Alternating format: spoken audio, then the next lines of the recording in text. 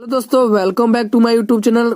आज मैं आपके लिए एक महत्वपूर्ण मॉडल पेपर लाया हूं जिसकी सहायता से आप अपनी प्रिपरेशन को और बेहतर कर सकते हैं। कल आपका बोर्ड का एग्जाम है तो आप इसमें देख सकते हैं कि कितना आपको आता है क्वेश्चंस और कितने क्वेश्चंस को आप नहीं लगा पाते हैं। उनको आप बार बार रिवीजन करिएगा और कल बोर्ड एग्जाम में एकदम फोड़ कर आइएगा। तो चलिए इसको देख लेते हैं।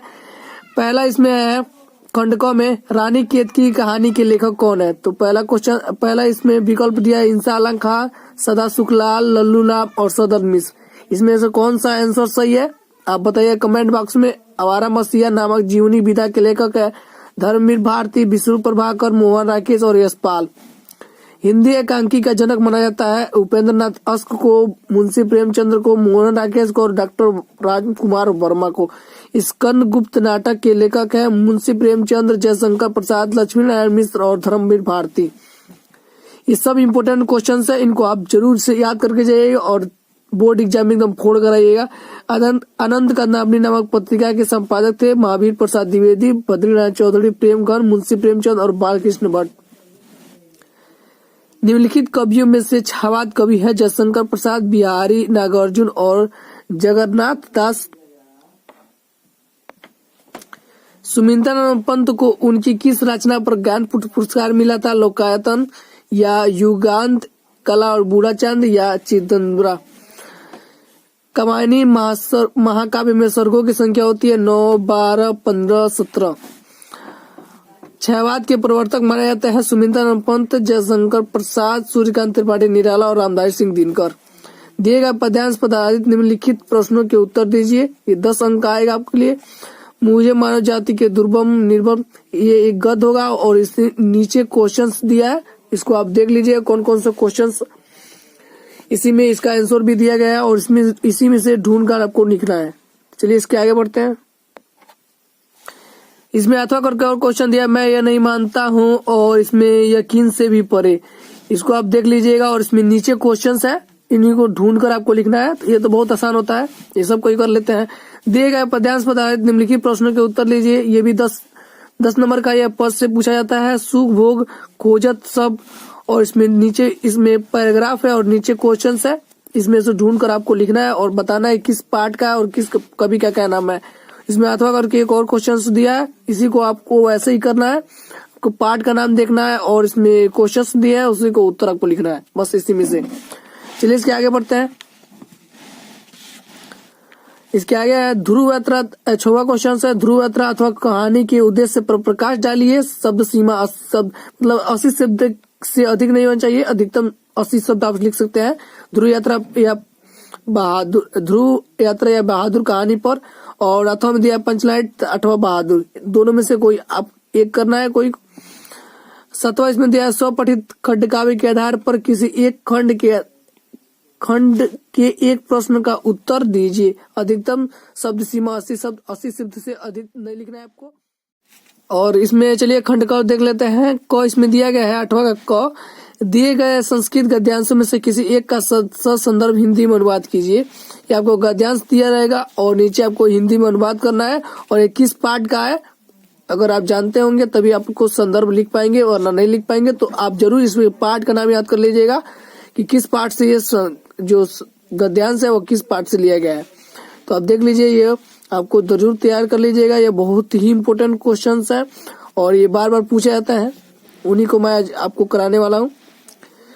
चलिए इसमें ख दिया गया है, दिए गए श्लोकों में से किसी एक का संदर्भ हिंदी में अनुवाद कीजिए। भी 7 अंक का है। सुखम कुर्तो विद्या कुर्तुन विद्यार्थी सुखम सुखम वार तजेत विद्या विद्यार्थी वा तजेन सुख्यम। और ये नीचे अथवा करके भी एक दिया गया क्वेश्चंस, आपको इसमें क्या है संदर्भ लिखना है और हिंदी में अनुवाद करना है। ये भी इम्पोर्टेंट क्वेश्चंस है, इसको भी आप जरूर पढ़ लीजिएगा। जो मैं बता रहा हूँ मॉडल पेपर बहुत इंपॉर्टेंट है, इसको आप जरूर सा रिवीजन करके जाइएगा। इसमें से अधिकतम क्वेश्चंस आपके बोर्ड एग्जाम से मिलेंगे, जरूर मिलेंगे। निम्नलिखित मुहावरों और लोकोक्तियों में से किसी एक का अर्थ लिखकर वाक्य में प्रयोग कीजिए। पहला, आंखों का तारा होना, 9-2-11 होना, घर फूक तमाशा देखना और लाल पीला होना।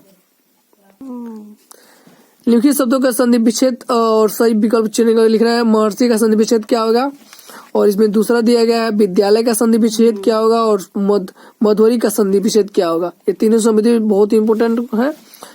और इसमें ख दिया गया है निम्नलिखित शब्दों की विभक्ति और वचन के अनुसार चयन कीजिए। आत्मों में कौन सा विभक्ति होगा, कौन सा वचन होगा आपको लिखना है, और नामनी में कौन सा विभक्ति वचन होगा आपको देखकर बहुविकल्प दिया गया है, इसमें से कौन सा सही होगा उसको आपको लिखना है अपनी कॉपी में।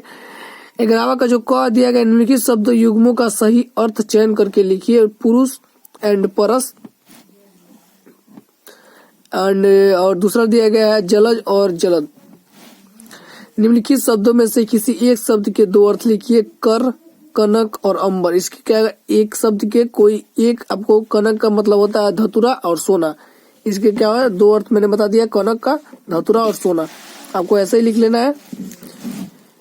और इसमें आगे चलते हैं। आगे जो ग है निम्नलिखित वाक्यांशों के लिए एक शब्द का चयन करके लिखिए जिसकी सीमा न हो। जिसकी सीमा न हो आपको लिखना है, जिसकी सीमा न हो। इसमें से देखना है कौन सा विकल्प सही है और जिसके शत्रु का जन्म ही ना हुआ हो। और इसमें घ दिया गया निम्नलिखित में से किन्हीं दो वाक्यों को शुद्ध करके लिखिए। मेरे को विद्यालय जाना है, उनके अनेक नाम है, वह दंड देने योग्य है और यहाँ शुद्ध गाय का दूध मिलता है। और चलते इसमें देते हैं बढ़ावा क दिया गया हास्य रस अथवा शांत रस के अस्थायी भाव के साथ उनकी परिभाषा उदाहरण सहित लिखिए, 2 नंबर मिलेगा आपको। ख दिया रूपक अलंकार तथा उपेक्षा अलंकार का लक्षण उदाहरण सहित लिखिए, 2 नंबर का भी है। सोठा तथा अथवा दोहा छंद का लक्षण उदाहरण सहित लिखिए, 2 नंबर का भी है। और इसमें 13वां क्वेश्चन है अपने मोहल्ले में गंदगी की सफाई कराने हेतु नगर पालिका अध्यक्ष को शिकायती पत्र लिखिए अथवा करके दिया गया अपना कुटीर उद्योग प्रारंभ करने हेतु किसी बैंक प्रबंधक को ऋण प्रदान करने हेतु एक पत्र लिखिए। इसमें 14वां है लास्ट क्वेश्चन, निम्नलिखित विषय में से किसी एक पर अपनी भाषा शैली में निबंध लिखिए। निबंध ये 9 नंबर का आता है। पहला है मेरे प्रिय कवि, स्वच्छता अभियान की सामाजिक सार्थकता और पर्यावरण प्रदूषण समस्या और समाधान, आतंकवाद समस्या और समाधान, कोरोना वायरस और भारतीय अर्थव्यवस्था। आई होप आपकी कल की पेपर अच्छी होगी। तो चलिए वीडियो कैसा लगा कमेंट बॉक्स में बताइएगा और ऐसी हेल्पफुल वीडियो के लिए लाइक शेयर सब्सक्राइब करना मत भूलिएगा। Thank you.